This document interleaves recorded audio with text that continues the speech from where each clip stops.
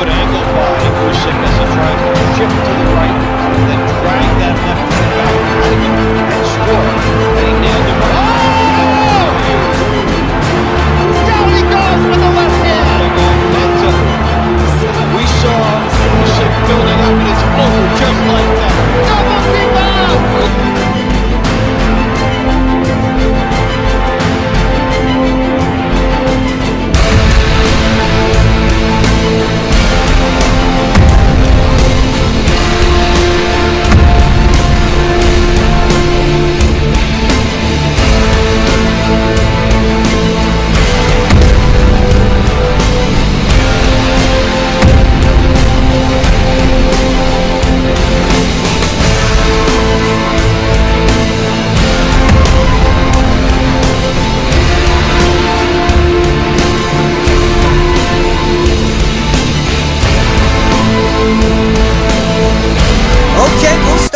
Well, Tyson Fury made this post on Instagram a couple of days ago with a caption that reads, "This is the latest boxing rankings from WBC Boxing and WBA Boxing. If you look closely at these rankings, you can all see that my next opponent is ranked number 4 via the WBA, and Wilder's next opponent is ranked number 4 via the WBC, at Otto Wallin, at King Kong Boxing. Just stating facts for all to see."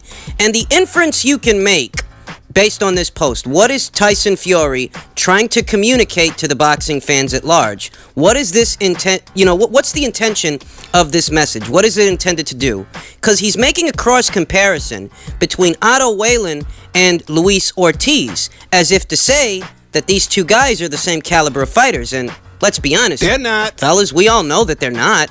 Granted that Otto Wallin has achieved a top 5 ranked standing. He's number 4 via the WBA. He's number 4 with them. That is true, but that doesn't necessarily make him one of the best and brightest fighters at the weight. Luis Ortiz, on the other hand, say what you will, we're just sticking to the facts. He is ranked pretty highly by the WBC, but he's not just ranked highly there. He is also one of the division by division's top 10 fighters overall. There is a difference between a top 10 fighter via transnational, via ESPN's division by division rankings, BoxRec, or Ring magazines.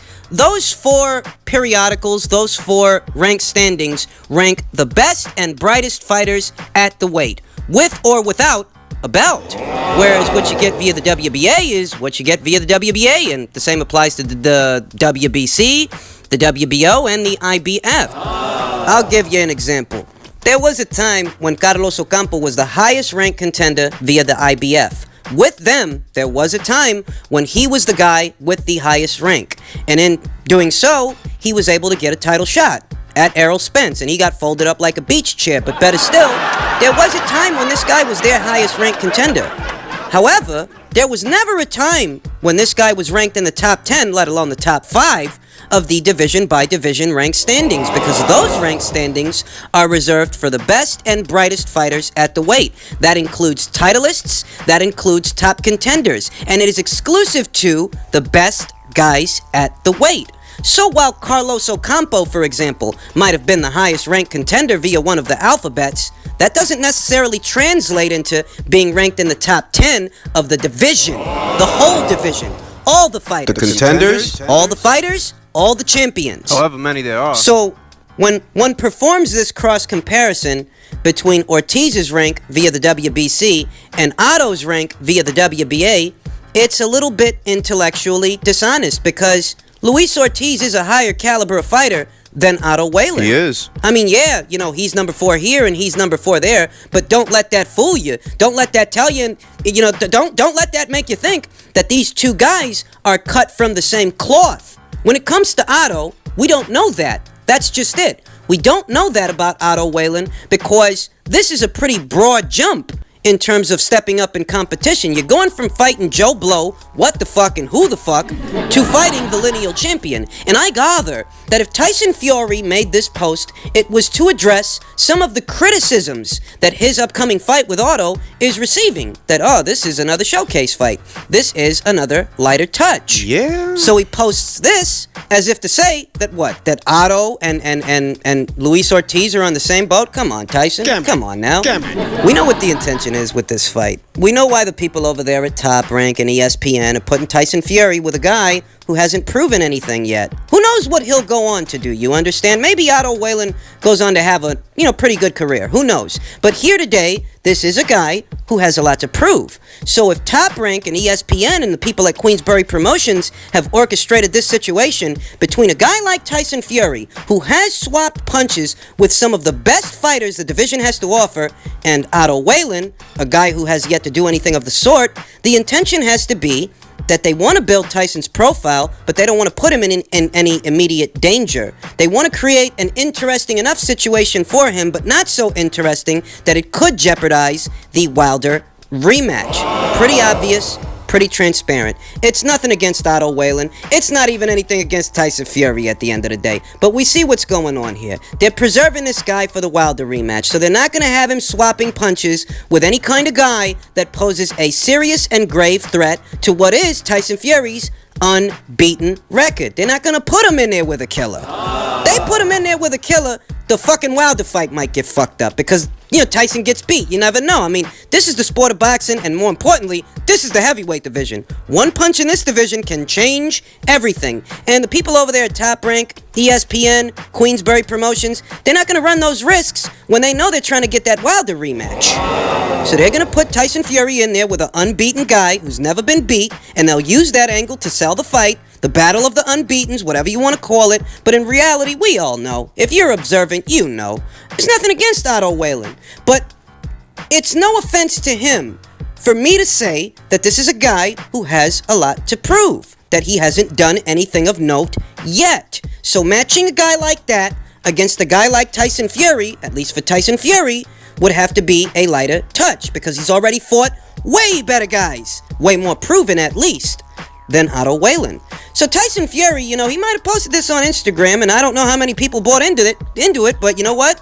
I'm not one of them, so don't pee on my leg and tell me it's raining. And speaking of things posted on Instagram, Chantel Cameron posted this image via her Instagram account with a caption that reads, "Who wants to see the former IBO champion Chantel Cameron go for the Grand Slam against unified lightweight champion Katie Taylor?"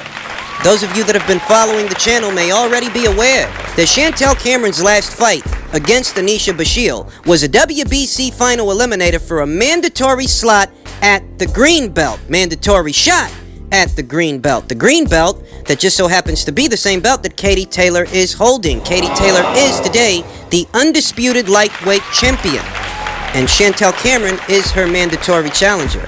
The thing is that in Katie Taylor's very next fight, there are rumblings that she may be moving up in weight, that having unified all the titles in the 135-pound division, she may be moving up very soon to the 140-pound division to do the same thing up there. In a fight that could see her squaring off against her old nemesis, what is now the unified champion at 140, Jessica McCaskill. If it happens that way, that does leave Chantel Cameron in the dust, though there is a silver lining. If Katie Taylor moves up in weight, it's conceivable that she may relinquish all the belts that she's holding, and Chantel Cameron today is the closest contender to the green belt. So if it happens that way, and Katie Taylor moves up in a very next fight, she vacates all the belts, it's conceivable that as a result, Chantel Cameron could be crowned the WBC's lightweight champion. And I know that that's not the same thing as actually having the fight and prying the belt away from the reigning champion. I know that it's not much of a substitute, but better still, that is the consolation, that even if she can't get the Katie Taylor fight, she could still become a world champion. I'll tell you what I think about it. These are just my thoughts, feel free to disagree. But if I had it my way, if it were up to me, Katie Taylor would not move up in her very next fight. For starters, she's got unfinished business with Delphine Persoon. She needs to settle up with her to eliminate the controversy, to give her a much-deserved rematch before she decides to go somewhere else to do something else. I would prefer to see that rematch sooner than later. Just as well, I've been waiting a long time to see Chantel Cameron and Katie Taylor swap punches. I've been waiting for that fight. That was a fight that I felt was an eventuality, and a fight that I felt needed to happen. As the undisputed champion, it's not just procuring the titles, there is also defending them. To that I reference Cecilia Brækhus, who's been the undisputed welterweight champion for a very long time and has defended all those belts against just about everybody. You understand? I don't want to see Katie Taylor leave the weight class before we get to see that fight with Chantel and before we get to see that rematch with Delphine Persoon. I'm still holding out hope that maybe they'll reconsider moving up in Katie's next fight and stay there a little while longer, maybe for another 2 to 3 fights, then move up. In the in-between time, I would like to see Jessica McCaskill settle up with Cristina Linardo-Tu, who's been very vocal that she wants to unify, she wants the other 2 belts that Jessica's got. That's a fantastic fight between 2 very aggressive punchers. I would like to see that fight before I see a fight between Jessica and Katie.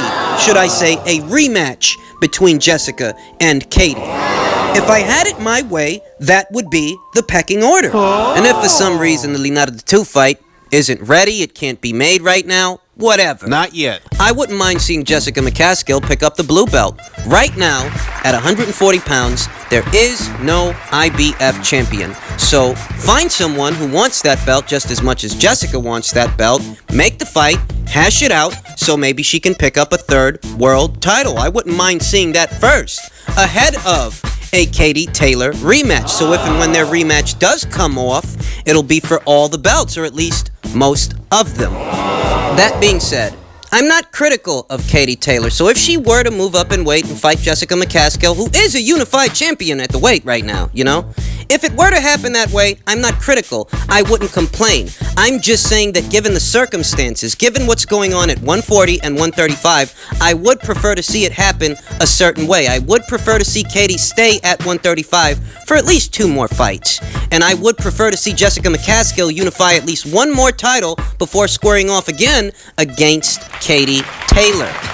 One way or another, I got no control over the situation. I don't decide what happens. I can only react to what takes place. So we'll see what takes place in the coming weeks and months. And finally, unified heavyweight champion Andy Ruiz vows to show everyone Joshua Win was no fluke.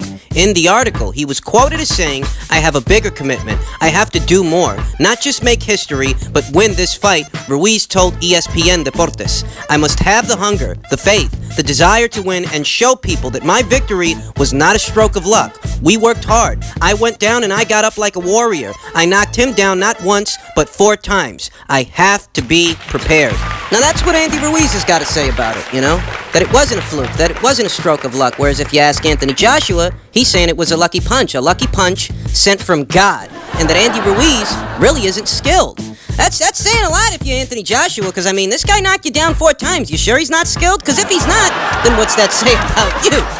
I interpret these comments from Anthony Joshua as him taking the offensive approach. Him not giving Andy Ruiz any ground, any footing, anything. Including credit. That he very much means to make a statement in the rematch. And you can kind of gather that from his demeanor towards Andy Ruiz, who's wasted no time taking shots at Anthony Joshua since the first fight. Seems to me that Anthony Joshua is returning the favor. But what do I think about the fight? Was it a fluke that Andy Ruiz won? Is that what we should attribute it? That it was outside circumstances. It was just luck. That Andy Ruiz is no threat. And I dare say no, it wasn't a fluke that Andy Ruiz won. You know, regardless of what speculations the fans may have, regardless of what rumors are floating around, that Anthony Joshua may have actually gone into the fight hurt. And that's why, you know, the first hard punch that landed really did a lot of damage. You know, hurt his equilibrium. Stopped the guy, whatever. There are rumors that this was a hurt fighter ahead of the fight, that he was hurt by Joey DeVaco in sparring, but for the sake of salvaging the date and salvaging all the legwork put into his U.S. debut, they decided to go ahead with the fight. Make of that what you will, but these are the rumors. At minimum, these are the rumors that are circulating. Well, these are just my thoughts, and I'm going to be completely honest when I say that Andy Ruiz winning the fight was not a stroke of luck, was not a fluke, that any way you slice it, he took full advantage. This guy was a threat. A credible threat ahead of the fight, and most people didn't realize that because, well, quite honestly, most people don't know shit about boxing. They immediately wrote off Andy Ruiz thinking that this is a guy that's got no shot because he's not built like an Adonis or like a Mr. Olympia guy. These were my thoughts ahead of the fight between Anthony Joshua and Andy Ruiz. On Dan the Man's podcast, I'll leave the link to that video in the description box. Now, I'm going to say it. I know motherfuckers probably wouldn't want to believe it coming from me, but Ruiz is dangerous. Ruiz is a short heavyweight that Joshua has to punch down the hit. Ruiz could slip the shot, end up mid-range to inside, and if he gets there, Joshua is in fucking trouble. Yo, let's be real, man. That little flesh ball can move, man. You know what I'm saying? He can. And I would say this too, though. Yeah, I would say this too. Andy Ruiz has a speed advantage when it comes to hand speed against Anthony Joshua. He does. He does.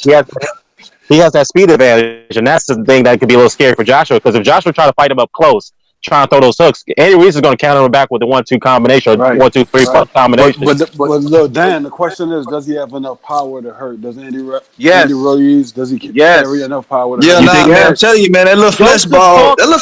Hey, look, let me tell you something. Listen to me. Well, let Rick get it. Parker gave Andy Ruiz more respect than he gave Anthony Joshua. Watch the fight. Joseph Parker gave Andy Ruiz's punch more respect than he gave Anthony Joshua's. The kid can punch. That's what I'm telling. I know motherfuckers ain't gonna want to believe it coming from me. They're gonna think I'm trying to sell a fight. Nah, blow, yo, ring. I'm gonna be honest with you, bro. Like, we've been talking about this fight in my job for quite some time.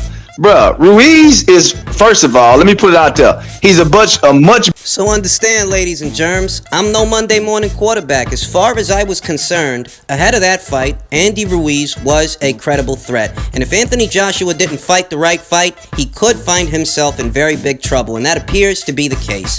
I don't think Anthony Joshua took Andy Ruiz seriously. Quite honestly, I think he looked past him. I think he took the fight lightly. He wanted to go home early. He wanted to make a statement. You'll notice that ahead of the fight, he actually let Andy Ruiz hold the very belts that he was supposed to be defending. You're supposed to be defending your belts against this guy. So how seriously are you taking the fight when you're letting him hold them and take pictures with him? I remember watching that shit and thinking to myself, isn't it bad luck to let the challenger hold the belts, touch the belts that you're supposed to be defending? Even if we rule out superstition, even if we rule out things like luck, at minimum, that in and of itself communicates something about Anthony Joshua's demeanor towards Andy Ruiz, the preparation for the fight, and whether or not he even viewed him as a credible threat ahead of the fight. I don't think he did. I'm of the opinion that, you know what, he took him lightly and he paid the price for it, one way or another. Whether he didn't take the fight seriously and paid for it in sparring, maybe he got hurt leading up to the fight because he didn't have his eyes on the ball, or, you know, if the sparring rumors aren't true, at minimum, he got hurt in the fight for the same reason, because you didn't view this guy as a threat. You didn't take him seriously, and it costed you big time. But in a rematch, it's a different ball game, because now you know what you're dealing with. Now you take this guy serious, deadly serious, and he won't be lackadaisical towards the preparation the way he may have been in the first fight, which could have led him to get hurt, which could have led him to get dropped. The same is true in the actual fight itself. You won't approach it the same way, having been through what you've been through. Now you know that you can't be asleep at the wheel with this guy. So to sum it all up, I don't view the first fight and its events as a fluke or a stroke of luck. I view it as Andy Ruiz capitalizing on an opportunity that Anthony Joshua gave him in a sport where you're constantly told, protect yourself at all times.